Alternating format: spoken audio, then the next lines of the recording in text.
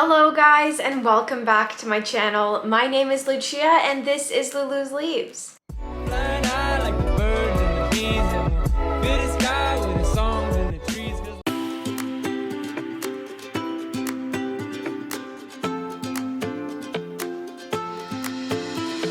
Today I wanted to talk to you guys all about the easiest rare plants that I have in my collection. A lot of people ask me what plants are good plants for beginners, but ones that are still kind of unique and special. And while I do find lots of common plants to be very special, I did want to show you guys some that can be a little bit trickier to find. I'm going to be showing you guys 5 plants today, and now that I'm looking at them, I think they are all philodendron. So maybe this is top 5 favorite philodendrons. Who knows? Anyways, before we get started, if you guys aren't already subscribed, if you would hit that button down below, it would help me out so much. And if you enjoyed today's video, you can also leave a thumbs up down below to let me know that you guys are here and loving it. And if you want to join the Lulu's Leaves community, you are more than welcome to do so by clicking the join button as well.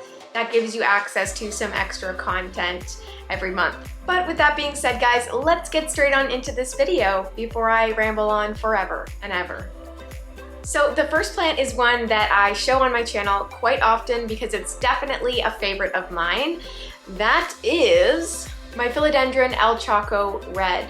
This plant has been so easy. I have never had to give this plant any extra special care because it is that easy. I am so obsessed with it. Whenever this plant needs water, it will just slightly droop, not anything crazy, just to show you that it does need water, and then you water it and it's good for another week or two. I really love this plant though for its foliage. It has really striking veins through the dark velvety leaf, and of course the El Chocos have their famous red back. I find the backs on juvenile leaves to be a little bit less red, but that might actually not be the juvenile plant. It might actually just be the amount of light that I'm giving it. I don't know whether darker conditions give it a more red back or brighter conditions. I should probably look that up. Because there's definitely some information out there. But this plant is so easy to care for. It does not ask anything from you. It just needs fertilized every 2 weeks in the growing season with a very diluted fertilizer. I like to use Marfil, I think that's how you pronounce it. That has seemed to work really well for all of my philodendrons. So yeah, this one is thebomb.com. Definitely, if you can find one for a decent price, definitely get one. They're definitely in high demand right now, but for a good reason. They're so easy to care for, such fast growers, and they just make your heart happy. All right, that is enough for this guy. On to the next one. The next easy rare plant that I want to show you guys is the Philodendron Silver Sword, or the Philodendron Hastatum. This one is a very quick grower. I plan to put it on a moss pole because it does have some gnarly aerial roots, and I imagine that it really likes to dig into moss poles to climb. It just has that growth pattern. It is a climber. You can see there that it has some aerial roots going on, and the internodal spacing is quite long. When that internodal spacing is long, I definitely like to put those plants on moss poles because they get really tall really quickly. Rather than a plant that has smaller internodal spacing, they're not going to grow tall very quickly. They will stack a few leaves on top of each other and eventually need a moss pole. But this plant really does have stunning foliage. Again, it's a very nice bluey silvery color. The new leaves come in a little bit more green than the mature leaves, but they do fade to this nice, beautiful silvery blue color. But yeah, this plant came to me with 3 leaves and one on the way, and this one is finally unfurling. And I believe that I see one coming up too, which is really exciting because I think that this plant looks so beautiful in its mature form. I have seen that there are a few different types of Philodendron Silver Swords, so I don't know if I have like the narrow form or I don't know. I don't know what the other forms are, if there are any other forms. So let me know down in the comments if you know what I have, but I would love to know. Nonetheless though, it is so awesome and I am so grateful to have this guy. They typically aren't crazy expensive either, which is really nice. So even if you can just find a cutting for a decent price, definitely get your hands on one. I'm pretty sure they would root really easily considering the aerial roots that they already have on this guy. So yeah, this is the Philodendron Silver Sword or Hastatum. The next plant on this list is one of my absolute favorites. You guys probably know what I'm talking about. Actually, I don't know if I mention how much I love this plant on my channel that often.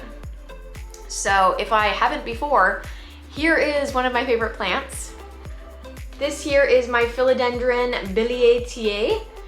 I don't know if I'm saying that right, but the person who named this plant originally came out and pronounced it properly for everyone. So I think that I'm close at least, but this plant is constantly growing. I've never had this plant stay inactive, and it has put out probably 5 leaves since I got it about 5 months ago, maybe even more. I can't really remember how many this plant came with. You can see in the middle there is new growth, which is super exciting, and that's not unusual for this plant. It constantly has a new growth point, so if you're a person that's similar to me that loves instant gratification with plants, this is definitely one you want to get your hands on. They are definitely coming down in price a little bit, I think, or at least they're not a part of the major boom that's happening in houseplants right now. So you can usually still find one of these for about $100 at a decent size. I think I paid about $90 for this one, but it is definitely one of my favorite plants, and I love the leaf shape. This is the newest leaf here. They are starting to maintain this size as they come out, but they haven't gotten much bigger. So I am still waiting for the leaves to start maturing in size, but I'm sure we'll eventually get there. I'm not in any crazy rush. As long as it fills out like it is, I'm really happy. And it doesn't seem to be wanting to kick out any leaves or kill any off, so that's really nice too. I'm not a huge fan of plants that kill off their last leaf in order to put out a new one. I like bushy plants, so very grateful for this guy, and I'm sure that that has something to do with the root system. There are definitely some great roots growing. That is why I love these pots. You can definitely check out all of the new root growth, make sure there's no root rot, but yeah, I'm seeing lots of juicy roots still, so that is a great sign. If you guys want some of these pots, I will link them down below. Actually, I don't know if I can find these ones, but I'll link my favorite clear nursery pots for you guys in the description, because someone always asks. But yeah, that is it from the Philodendron Billietiae. We'll move on to the next plant. The next plant on my list is the Philodendron Florida Ghost. This one is rooting currently in some moss. It was in soil, but it was declining a little bit, and I realized that it had some root rot. That is not a typical thing for this plant. That just happened to my specific plant. They are actually very easy. My mom has one too, and she's not an expert when it comes to plants, and she's keeping hers alive no problem. So that is a good sign that it is an easy plant for rare plant beginners. The foliage on Philodendron Florida Ghost really are what set it apart from any other philodendron. Another really cool thing about them is that they vary so much plant to plant. My mom's plant has 3 green leaves, and the newest leaf came in a greeny white color and has already almost faded all the way to green. But my plant definitely is a little bit more minty. This isn't a whole separate plant or a mint Florida Ghost. That's not actually a thing, I think, but they do vary so much. So lots of people call them different things. I think they're both beautiful, both types, but I definitely prefer the mint version, or mint, I should say, because I really don't think it's that different. But yeah, they are very easy to grow. I have not done anything special with this guy. It is sitting in my grow tent upstairs so that the moss doesn't dry out so quickly, because if it sits in a regular room with a lower humidity, this just dries out way too quickly and the roots end up drying and shriveling anyways. So yes, it's sitting in my grow tent, but when these guys are in soil, they're very easy. They don't require lots of watering.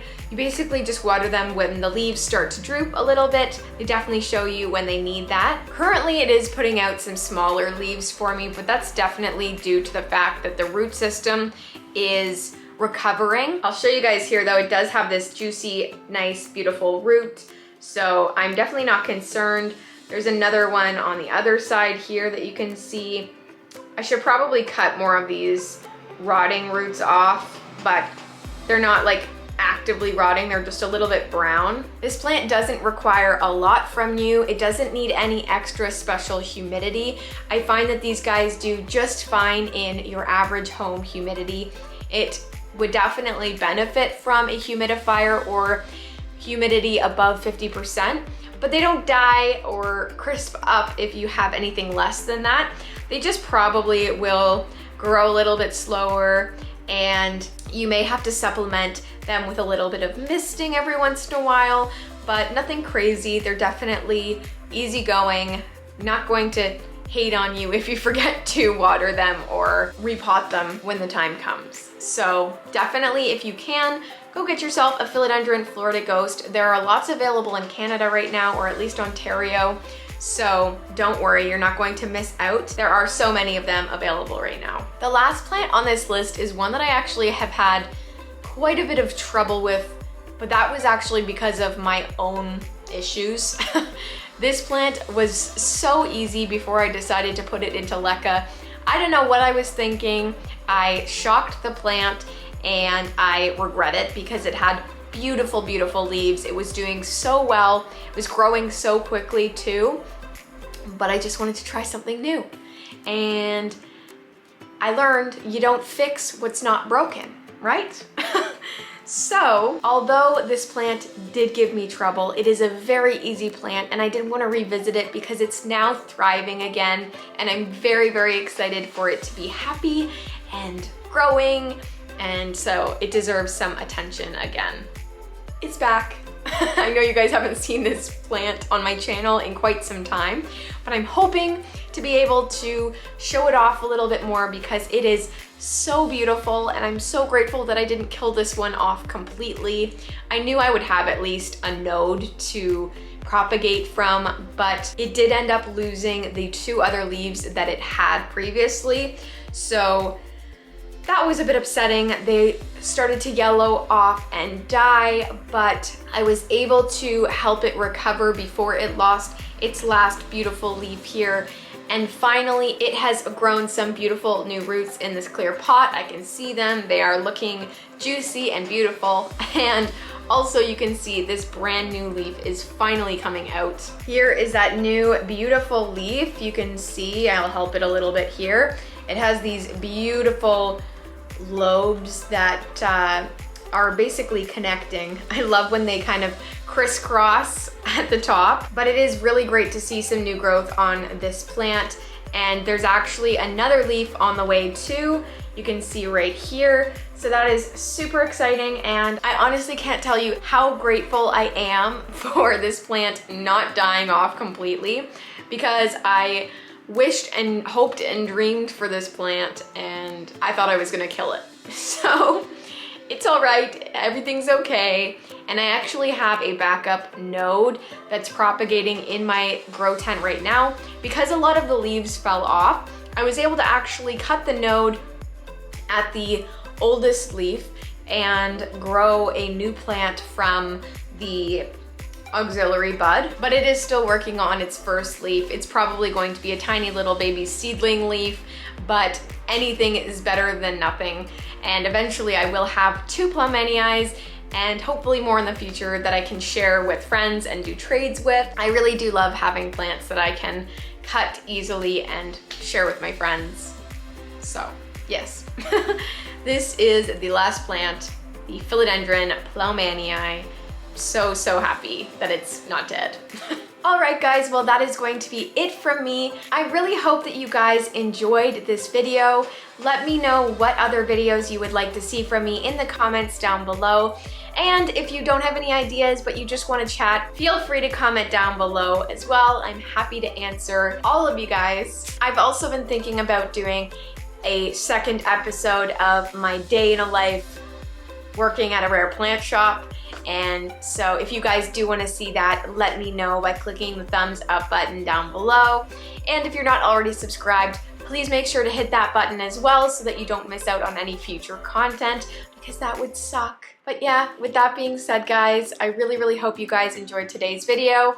I am going to be heading back to my normal schedule of every other day or every 2 days. So stay tuned for those videos. Click the bell so you're notified every single time I post. But yeah, that's going to be it from me. I love you guys so much and I will see you in the next one. Bye.